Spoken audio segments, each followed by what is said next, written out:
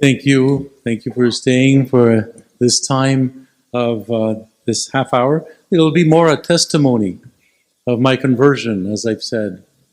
So I was, the middle child in the family of five. Usually they call it the sandwich child or the problem child. And in fact, I was a problem child with my mom. I explained what happened.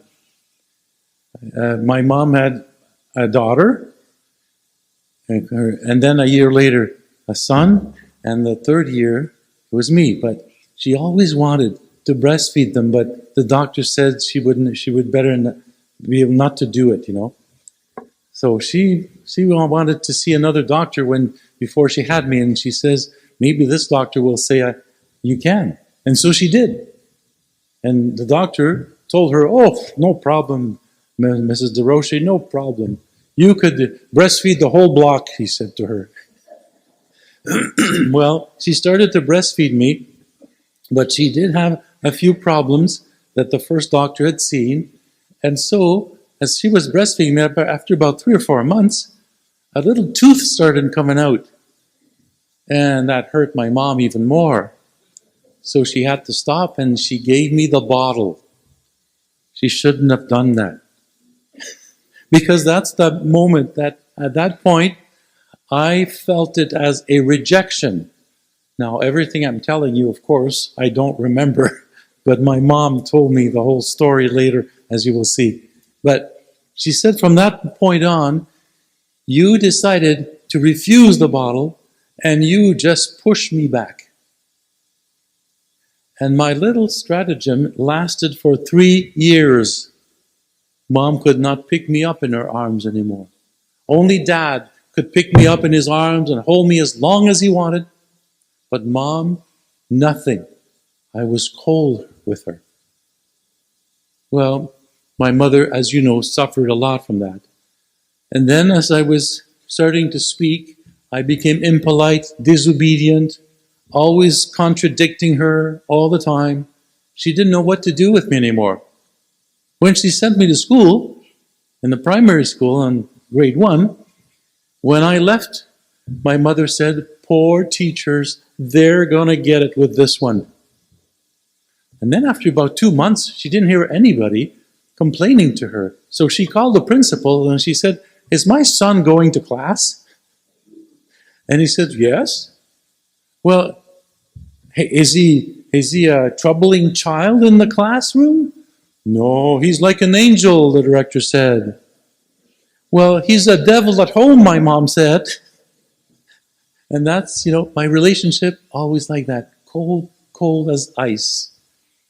I didn't feel any love for my mom. It was just like a blockage, I didn't understand why.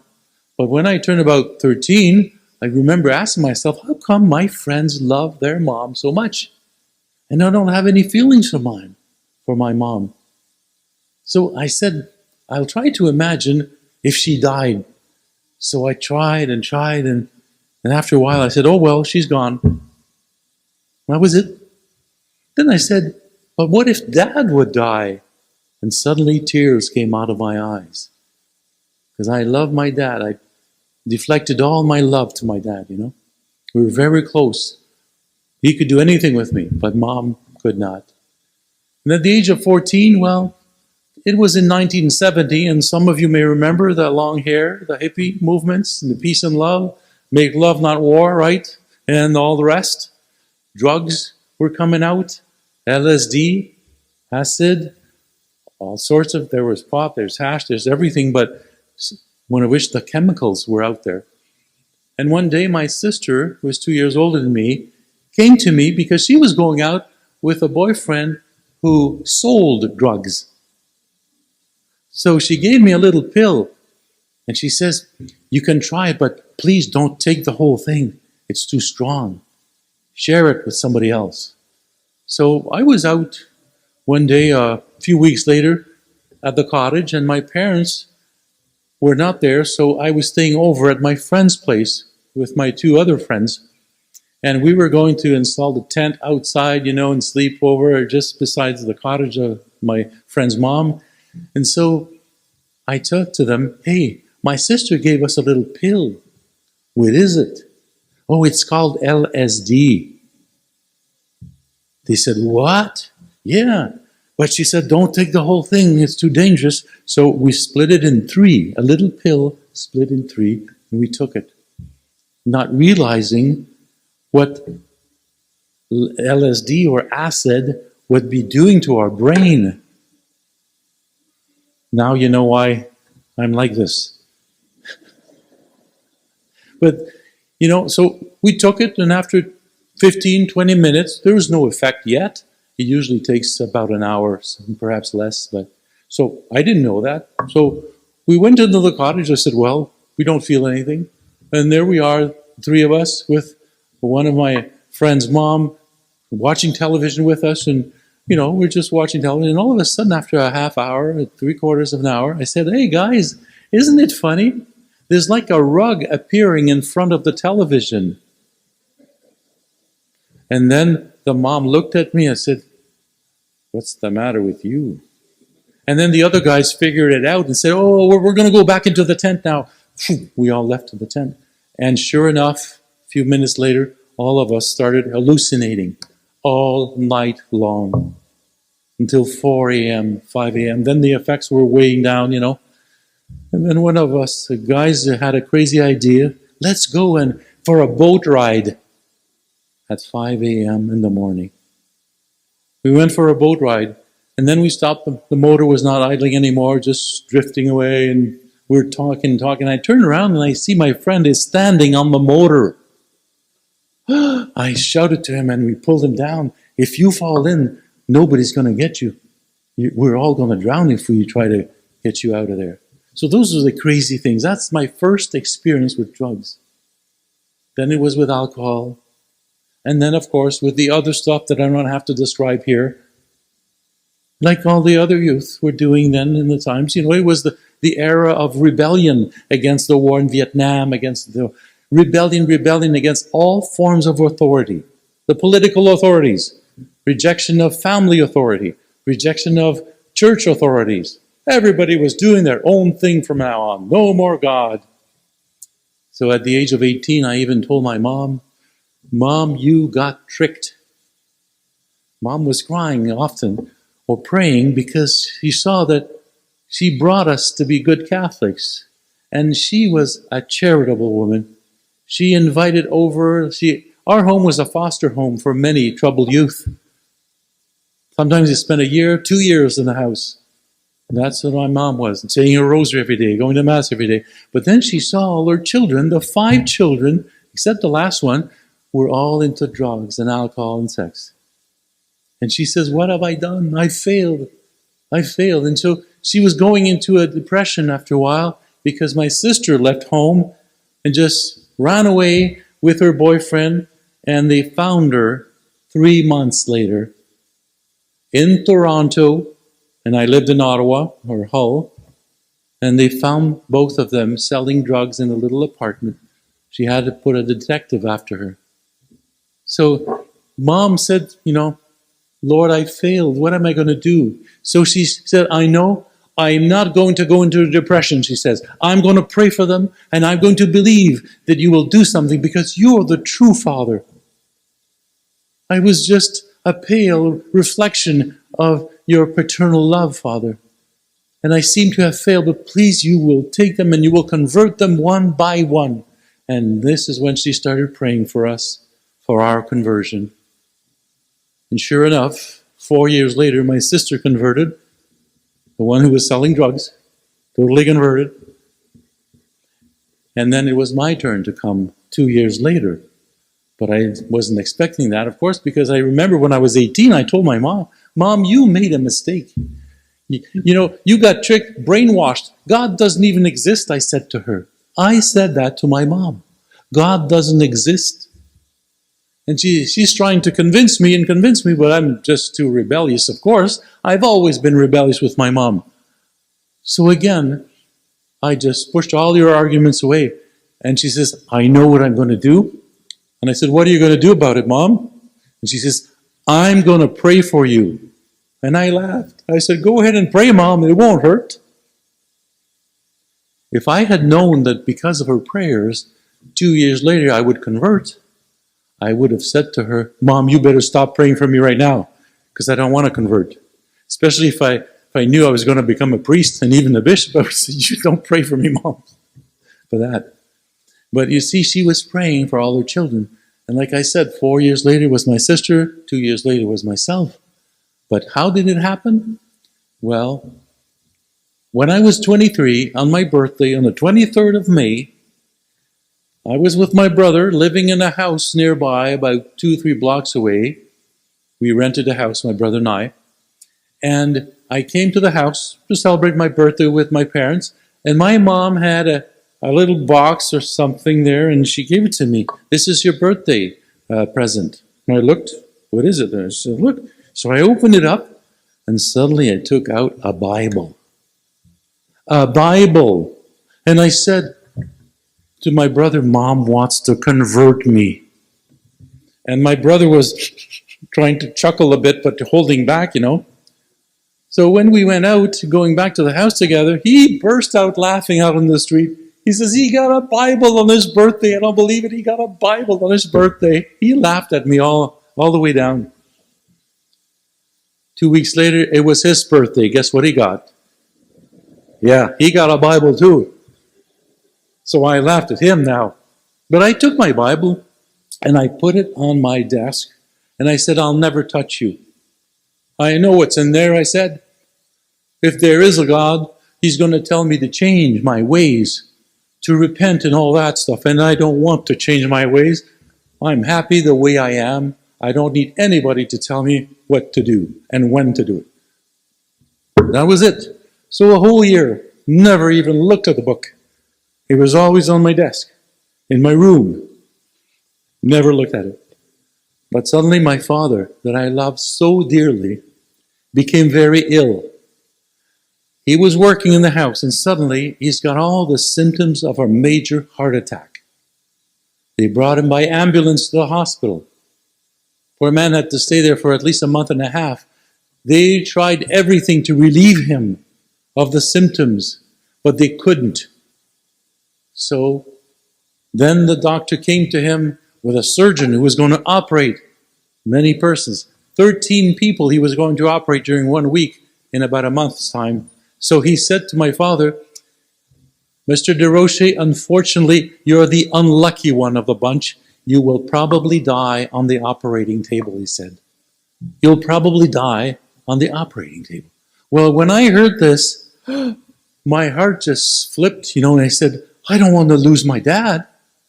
I loved him so much, I don't want him. I want him to live. I want him to stay with us. Well, this is the time where I started asking myself questions about the meaning of life. Why were we put here on earth? What is our purpose here? What are we doing? We try to accumulate wealth and stuff like that and have a good job, and then we get old, we die, we go into a black hole, and that's it, end of life for you.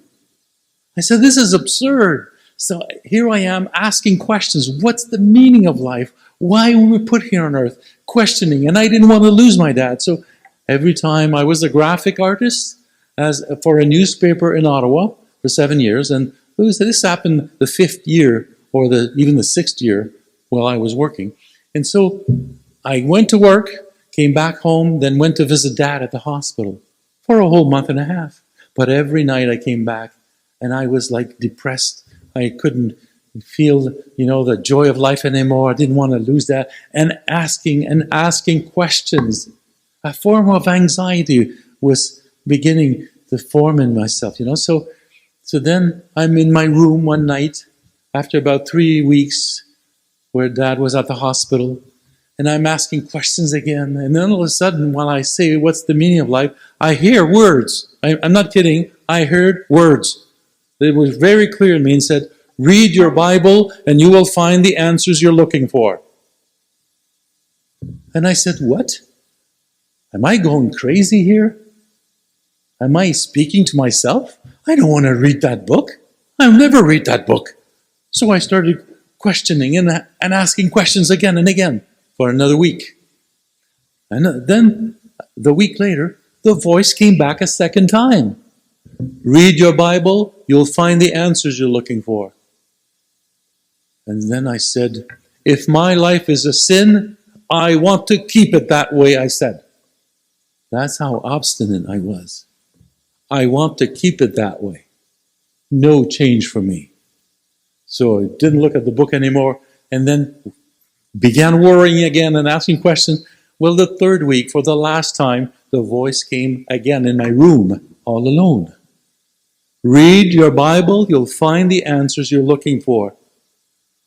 So I said, I can't be talking to myself again. So I looked at the book, the Bible, and I looked up and I said, okay, Lord, if you exist, I'll change. But I said, but please, don't push me. I don't want to change too quickly, I said. So I took the Bible and I opened at the New Testament, the smaller part of the Bible, right?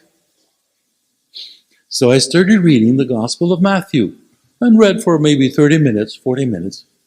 The next night, went home from work, went to the hospital, came back, started reading where I left off, So every day I'd read 30, 40 minutes, and I'd reflect on what I read also.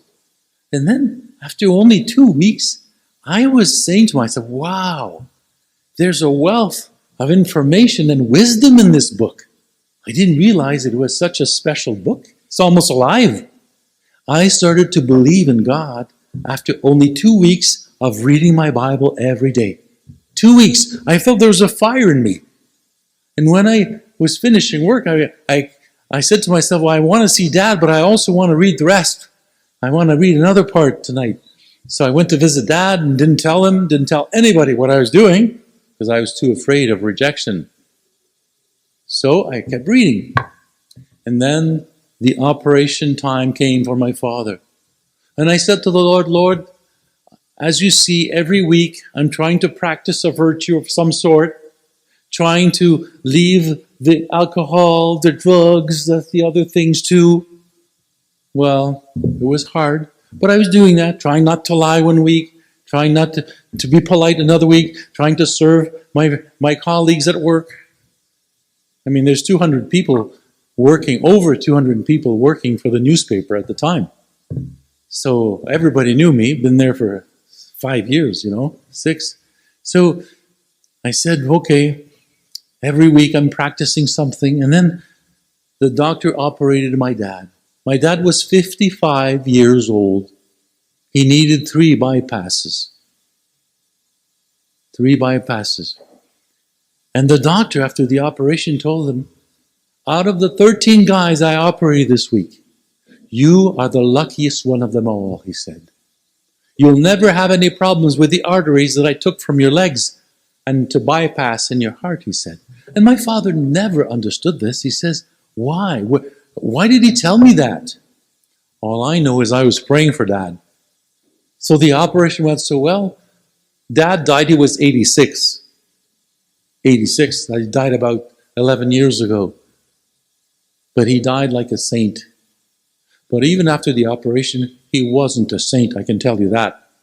Because Dad went to church every Sunday. Every Sunday. But that's out of fear of going to hell. That's it. He didn't pray. One day I talked to him about doing a rosary with me, and he said, oh boy, I prayed enough when I was a kid. Every summer we went to the summer camp, and the brothers there made us pray in the morning, pray before class, pray at noon, pray at night, pray the rosary, go to Mass. Oh, I prayed enough when I was a kid. Now it's your mom's turn. She prays for you. That's how Dad saw the things. But later he converted and changed radically after I gave my whole life to the Lord 2 years later to become a redemptress, to become a priest who would proclaim the gospel where I was. But it was difficult because after only 2 months, even my brother never knew that I was reading the Bible in my room. I didn't want to tell him. You know how we would have reacted, right?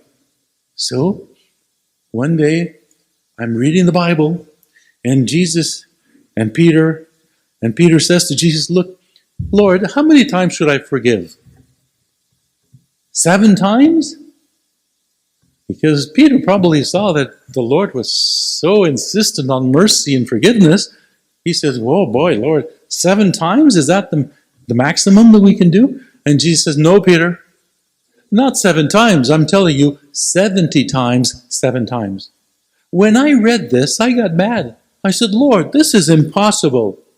Who can forgive 70 times, 7 times? Especially with the same person all the time, that's impossible. I said, Lord, you're asking too much here. Well, instead of hearing words, he showed me images. Images of my past life. Images of my past sins, mind you. He showed me the many sins I had committed during my youth. And on to that very day. And for a whole hour, the images kept coming. Then there was another one, and another one, and another one. I couldn't wait till it finished because I was crying so much. Because every time I saw these images come into me, I could feel that I had made our Father in heaven suffer for all these sins. He suffered for me because he's like a parent who was looking at me, seeing that I was not respecting him or anybody else. So centered on myself, I was about to go at the edge of that cliff that I talked about a little while ago. And so a whole hour of seeing your past sins, can you imagine how I felt? I cried so much. I've never cried like that in my life. Never. But then, suddenly, after seeing all of this and crying, suddenly he made me feel that everything I had done was now forgiven because I had turned to him now. Wow. This was so special that I cried for another hour out of joy. A feeling I had been forgiven. It did not prevent me from going later, because I wasn't ready yet, to go to a true confession with the priest. But at that moment, I felt forgiven. And I said, Lord, this week I will forgive as you forgave me. Anybody, Lord. Put me to the test if you want, Lord. I shouldn't have said that. It was the worst week of my life. Everything was happening to me, my gosh. I went to work, and then the boss comes, I'm working in the advertising department. There's about 30 people working there. And my boss comes in front of everybody, says, did you see what you did here? You made this ad and you went there and it was published like that and you made us lose money over here. And I'm humbled and everything in front of everybody. So I said, okay, Lord, I'll forgive him. And then something else happened, something else. It was nonstop. So that night I came home and my brother says to me, would you lend me your van? I got to do the groceries. And my car broke down today. So can I take your van to do the groceries?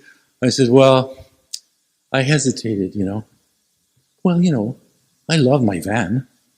There's shaggy rug inside with big speakers, and the big mag wheels. And, the hub. My gosh, big antenna. Oh, my brother's the type of guy who breaks everything you give him. So away he went and I said, you be careful. He says, yeah. 10 minutes later, he shows up, but through the back door, not the front door. Perhaps expecting I wouldn't see him. But then I see him and I said, what are you doing so early? And he bows his head. What happened again? I said, well, I went to the shopping center, to do the groceries. There's no parking space available. So I had to go to the underground parking. And it said maximum height. Maximum height. And he went really close and said, I think it fits. So he just pushed the gas pedal and it didn't fit. So he scratched the top of my van and tore off the antenna, broke the bubble glass. I got so mad. Now my brother, I told him everything. The only thing I didn't say was swear at him. Because I used to do that, but I stopped that since I was reading my Bible. But I told him every other bad word you can imagine. And so my brother's there reading his paper and I'm, walking from the living room to the kitchen, so mad. And suddenly it says in my heart, the week of forgiveness. Oh, no, no, no, that's too much. I will not go there. That's enough. So, walking and walking for 15 minutes with anger in my heart. And then I said, I promised you that I would forgive, Lord, as you had forgiven me. Am I going to forget this experience right away in 1 week? No, Lord. All right. You win, I'll forgive, Lord. So I went to my brother and I put the car keys on the table and I said, anytime you want to take the van, you can take it. It's yours like it's mine. My brother turned to me and says, what's the matter with you? I said, what do you mean? Well, he says, you changed so much in the past 2 months. I've been reading my Bible. I never told him a word. I'm just trying to be a better person every day by applying what I'm reading. And here my brother tells me that I've changed since the past 2 months. So I said to him, well, did I change for better or for worse? And he says, well, for better. Okay, then I'll tell you, John. I sat down and I said, you know the Bible Mom gave us? Yeah. Well, I started reading it. Oh, no, he says. You're not reading the Bible? Look, it's not as bad as you think, I said. In fact, it's really, really good. And I started talking about things that Jesus did and said, and here, the resurrection. I'm starting to believe that life truly exists after death. That we're made to the image of God and we'll rise one day because of our faith. Here goes my brother. He's pale as a ghost. I said, okay. After 15 minutes, I could see he couldn't carry on anymore. So I said, look, I won't talk to you about this anymore, but now you know why I've changed. And so my brother, 3 weeks later, I found him reading his Bible on the bedside. And 2 weeks later, he comes to me and says, hey, I've been reading the Bible, and you're right, there's good stuff in there. Oh, yeah, there is. Well, that was his conversion.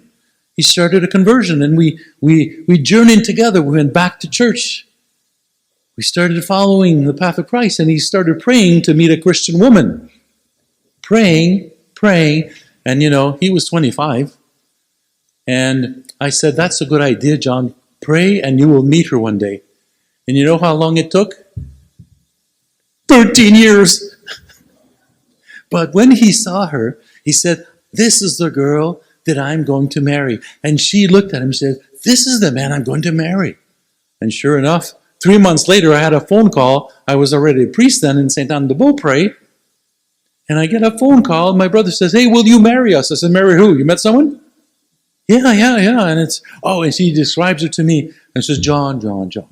It's only 3 months. Come on, be serious. He says, hey, I've been praying 13 years, he says. Well, I said, you're right. So I met them, of course, but both mature in their faith. They go to church together. At the age of 40, she already had a child in a previous civil marriage that didn't work out because of the alcoholism of her husband. And things were so bad, she left him. But when she met my brother, she wanted me to marry them. And they did. And a month later, she was pregnant. And, at her age, she says, I'm going to call him Justin because I want just one. Well, she had another one a year and a half later called Jeremiah. So now they have 3 boys, 2 boys and 1 girl. So I will end with this. You see, I could see them praying with their children at night, 15, 20 minutes, taking turns. One night you, one night it's me, one night it's you, praying with their children. How beautiful is that, huh? And now they're still in faith. They still go to church. They love God with all their heart. And that's the conversion story of my other brother.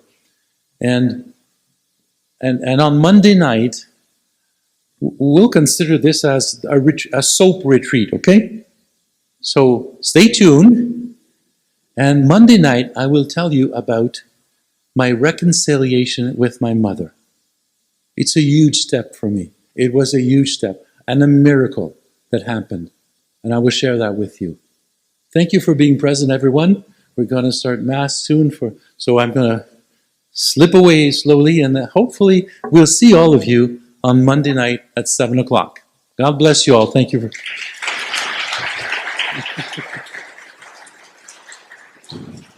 Keep praying, mothers. Use the armor of prayer. Use the armor of prayer.